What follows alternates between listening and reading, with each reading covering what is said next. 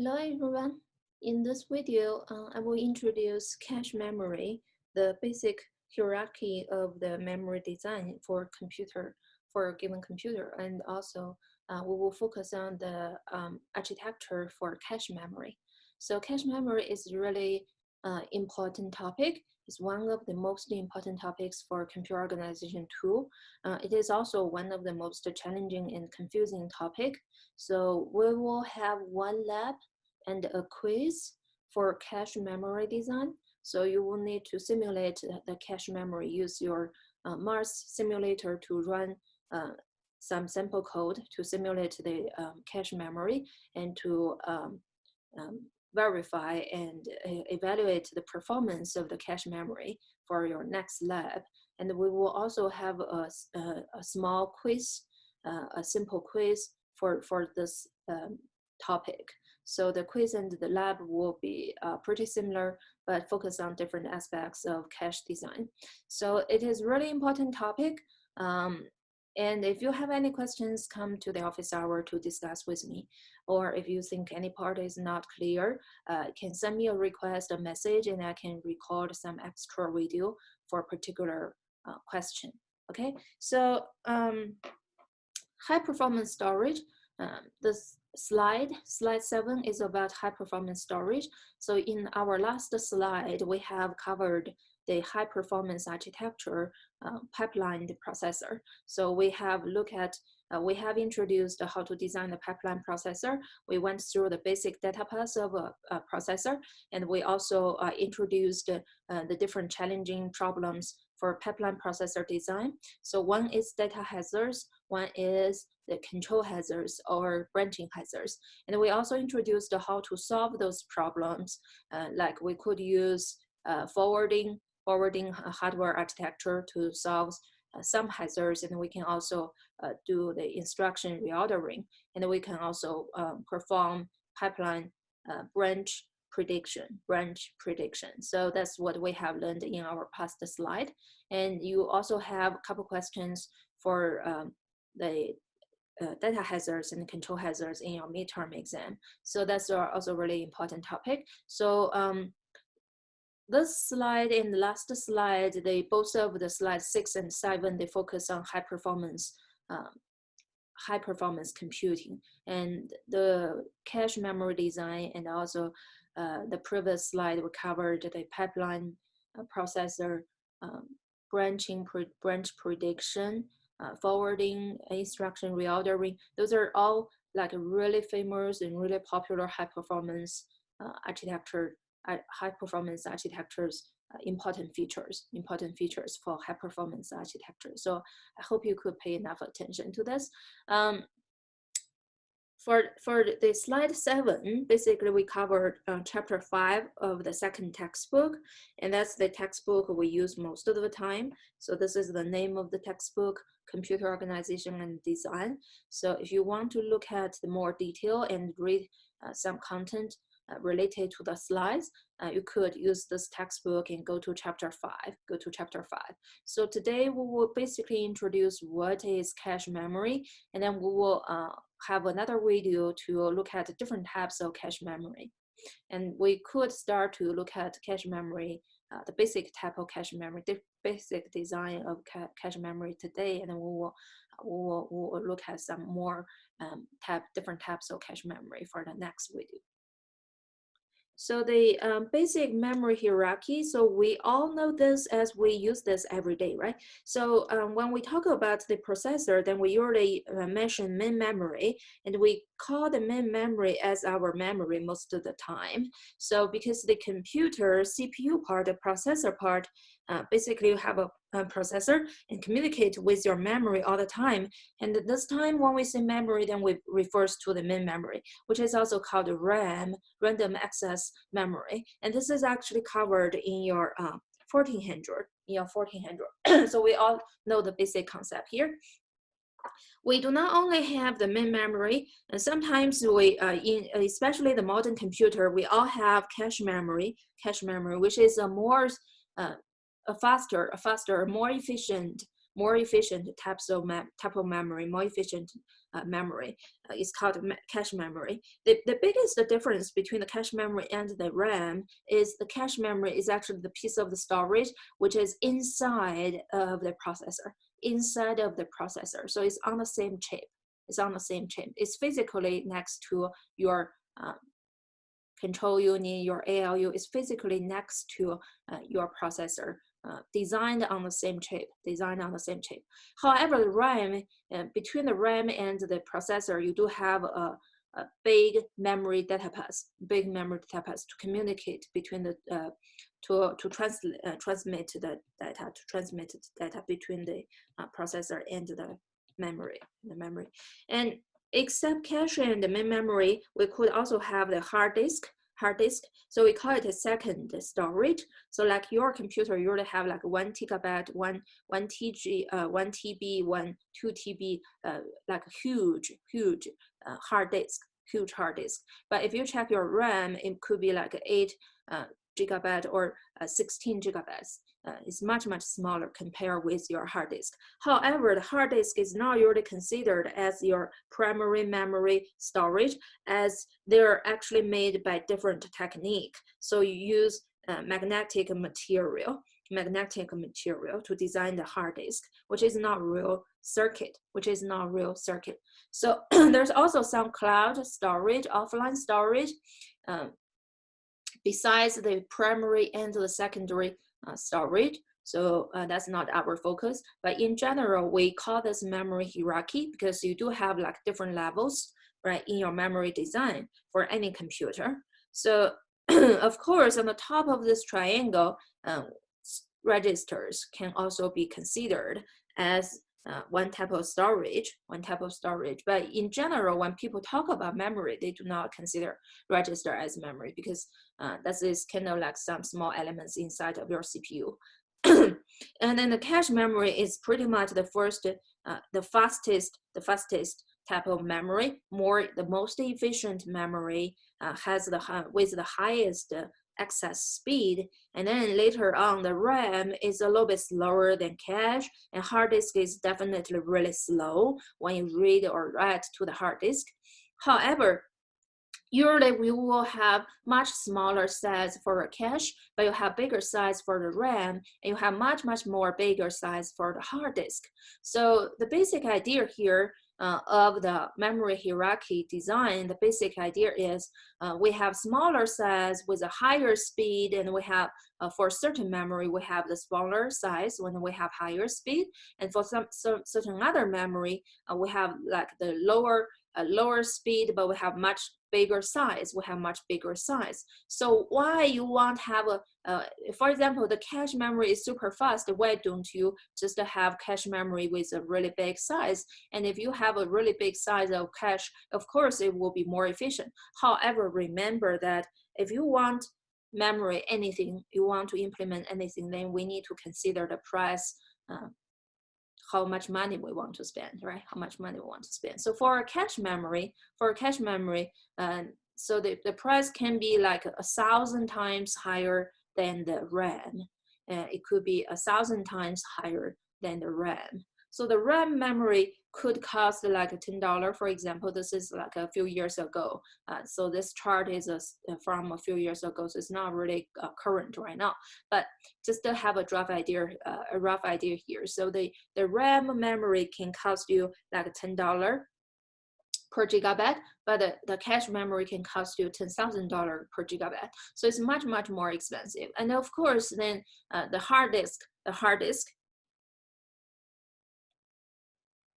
is even cheaper,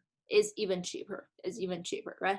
So when you have a more expensive memory like the cache memory, then it is actually much faster. And so the access time to the cache memory is much smaller than the access time to the RAM, and the access time to the RAM is much smaller than the access to the hard disk. And what does the SRAM, DRAM, SSD, HDD, so those are just the different technologies used to design the cache memory, the RAM, the main memory, and the hard disk. So virtual memory is also, we could view it as a type of technology, and we will introduce virtual memory in earliest time could be next week or the week after next week. We'll talk about virtual memory design. So that's the technology we use to use the hard disk to access the hard disk, So what is static RAM? What is dynamic RAM? SRAM, DRAM. So that's what you see here, SRAM, DRAM. So some of you have already learned this in your 1400. If you haven't, then let's have a quick look at this. So SRAM basically contains 4 or 6 transistors. So this might not be true for the current technology used in the industry. However, the basic idea is still the same. So there's a tiny small figure for each of them on the top right top corner here. So you could see this one is the S static memory cell, and this one is the DRAM, the dynamic memory cell. So for a given memory, you have like millions of those cells in your given memory. So you could kind of like view your memory as a big array or matrix, and in each location of the memory could be called a memory cell, And how the static and dynamic memory look like? So the static memory may look like a figure like this. So you might need to use, quite a few, like 6 or 4 transistors to finish the function, to implement the function, able to store a single binary data, a single binary bit. And for dynamic memory cell, the implementation is much easier. So we only need like one transistor, and we only need a capacitor, one transistor, and we will be able to store a single bit. However, I don't know if you pay attention, but there is a transistor here. So what is the issue for a transistor? If you, a capacitor. So there is a capacitor here. So what is the issue for a capacitor? So if you have a capacitor, then you need to charge the capacitor to keep the voltage drop, between the 2 different points, the upper and the lower location of the capacitor. So if you have to keep charge the capacitor, then of course this is not static. It is not stable. So it is much easier to implement. So that's why it is cheaper. Because you don't need to use a lot of transistors, right? So it is of course cheaper.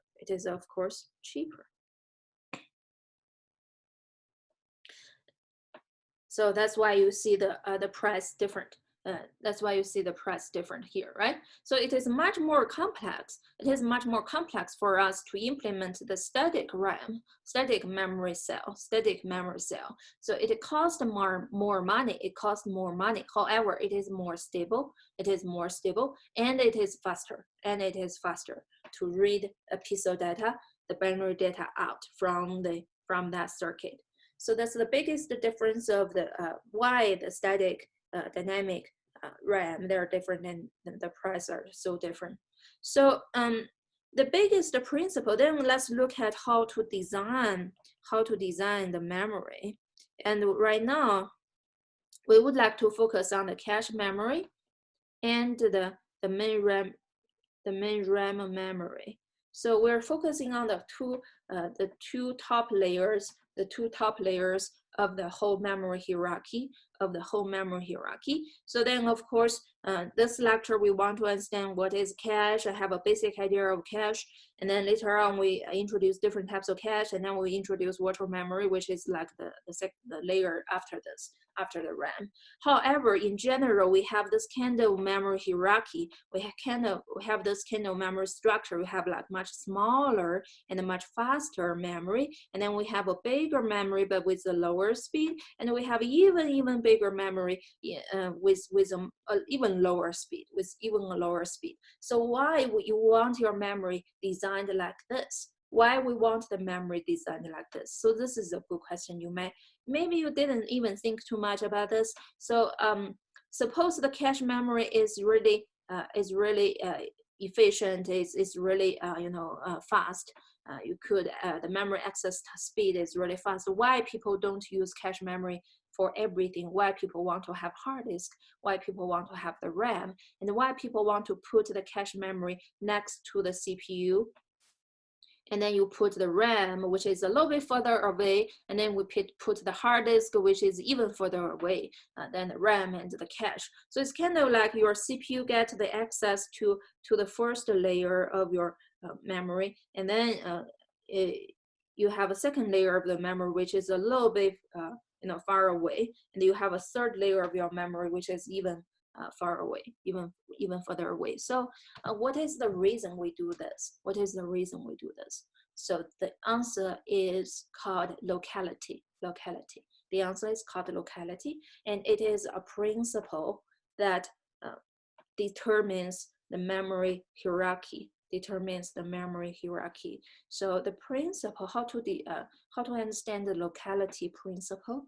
So basically, when you try to read something, then you tend to read that again, and again. So this happens, for example, in a for loop in your high-level language, right? So if you want to use, for example, I equals I plus, or let's see, x equals 100. So suppose I take a memory element A100, and I want to use that piece of data again, right? So you could have a for loop, keep doing the same thing for 100 times, and each time you need to take one memory element, take it out, right? Take it out and you add it by 1, and you assign the value to x. So you keep using the same thing for many, many times. So that's called temporal locality. Temporal locality. So it's about the through the timeline. It's about like in different time, you cannot like do the same thing many, many times. So this is true in general in our general applications. It is true in general applications. When you read something, when you use something, when you write to somewhere, then you tend to use it again, and again, right? So this is called temporal locality. And another locality is called spatial locality.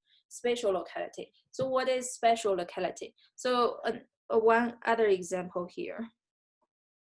Suppose we have the for loop, and then what we do here is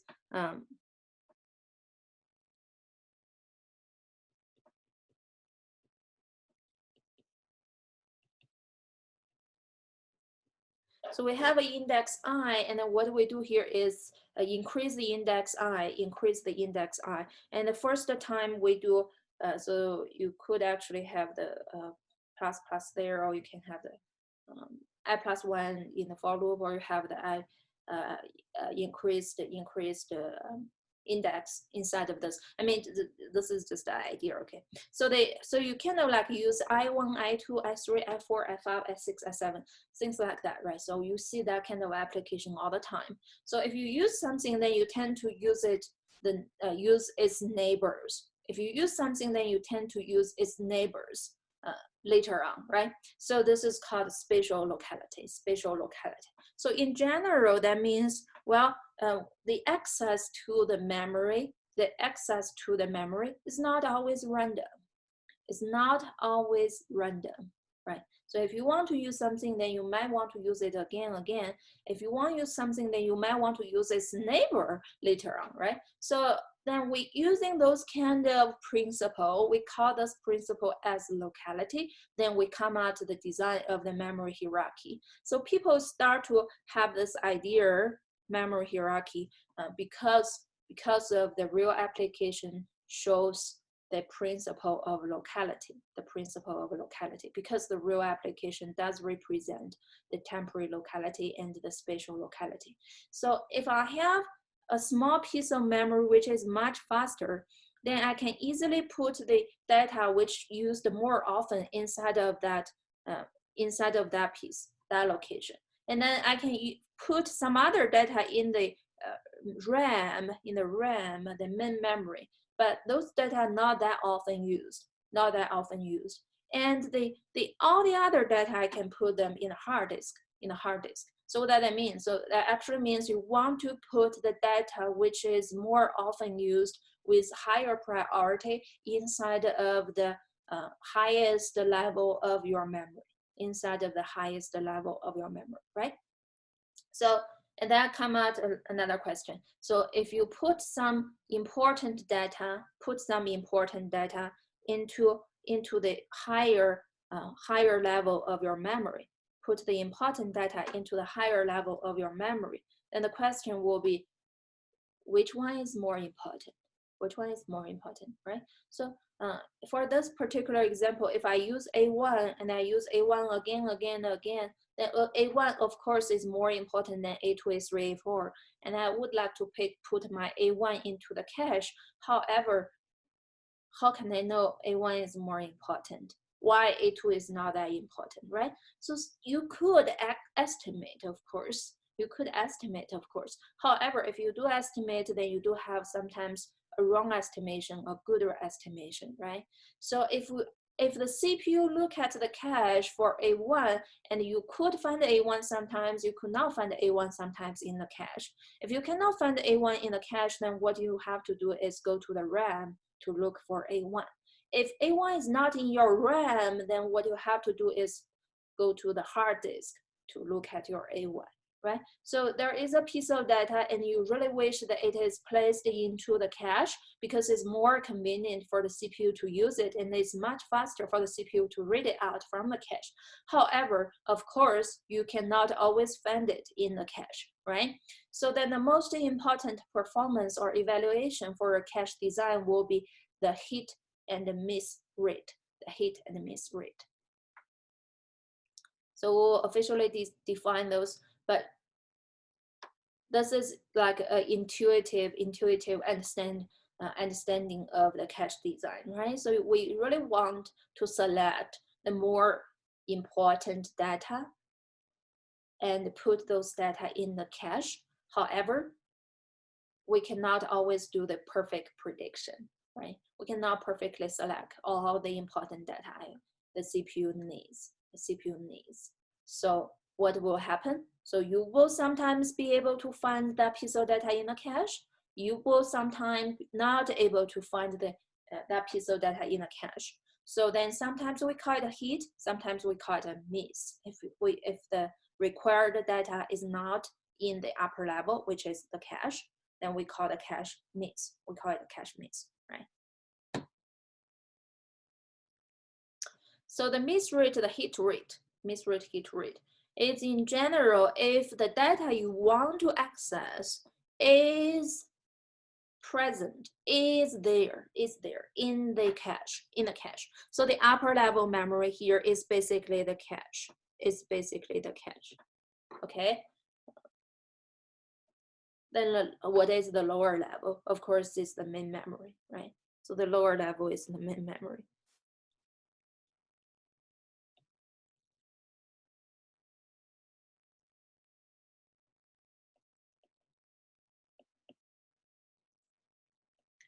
So in your memory hierarchy, if we could find the data we want in the cache, then this is called a hit. If we cannot find the data in the cache, then this is called a miss. And then how we could design a good cache, then of course we want the hit rate to be really high. We want to maximize the hit rate. Right? So if your cache is designed to hold all the important data, and most of the time you can find the data in a cache, so the CPU will be super happy, right? So the CPU doesn't need to go all the way down to the RAM to look at the data. And you can find all the data, all the important data, all the data that are more often used in the cache, then of course it's good. And then we come to the most important question, how to design a cache.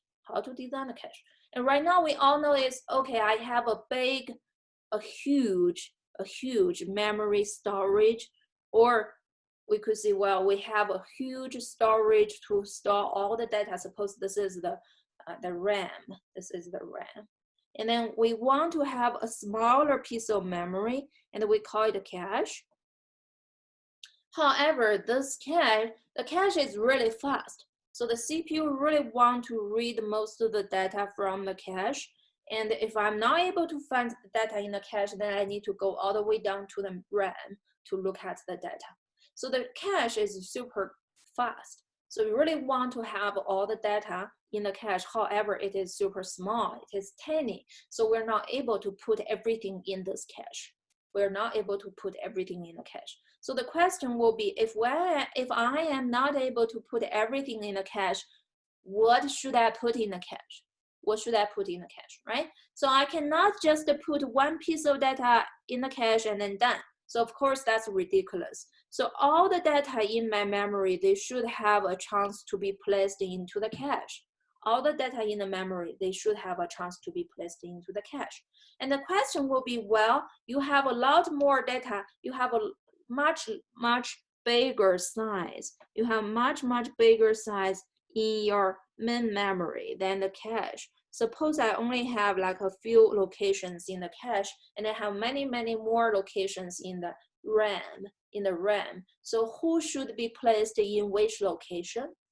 So of course, for example, this is Apple. So let's call it A, B, C, D, X, Y.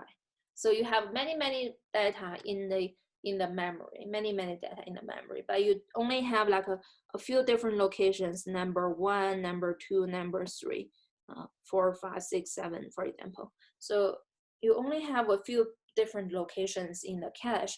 And then the question will be, should I put A here, or should I put A here? Should I put B here, or should I put B here, right? So there's a lot of questions to ask. The easiest question will be, well, of course you have many more data than what you have, than location, than the capacity you have in the cache. So if I want to put A, B, C here, then later on the D, E, F have nowhere to go, right? So then I will have to, for example, put A, B, C here, but maybe C, D, H, I, J, maybe H, I, J, H, I, J as well, H, I, J as well. And then if I have X, Y, Z here, maybe later on I have to share the same location with OPQ. So this is kind of like a mapping. This is kind of like a mapping. So we're doing a mapping between the RAM and the cache. So we only have limited amount of space in the cache, and we have much bigger space in the RAM. So that's why the different locations in the RAM, they will have to share the same location in the cache. They will have to share the same location in the cache, right? So, okay, so if we understand we're actually doing a mapping, we have to do a mapping, then, we could design different types of mapping. We could design different types of mapping.